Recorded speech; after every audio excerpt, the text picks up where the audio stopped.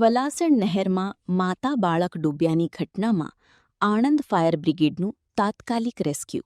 તારીખ 9 જુલાઈ 2026ના રોજ સવારે અંદાજે 8:30 વાગે 112 કંટ્રોલ રૂમ મારફતે Karamsad Anand fire and emergency સર્વિસીસને વલાસણ નહેરમાં એક માતા અને બાળક ડૂબ્યાની જાણ કરવામાં આવી હતી.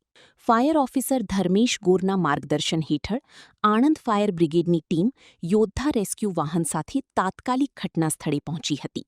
ફાયર ડ્રાઈવર જિગ્નેશ વાઘેલા, સબ ઓફિસર હિંમત ભૂરિયા, લીડિંગ ફાયરમેન સહદેવસિંહ રાઠોડ તેમજ ફાયરમેન અનીશ નિસરતા, અરબાઝ મલિક, વનરાજ ડામોર અને 2 તાલીમાર્થીઓ સહિતની ટીમે તરત જ બચાવ કામગીરી શરૂ કરી હતી.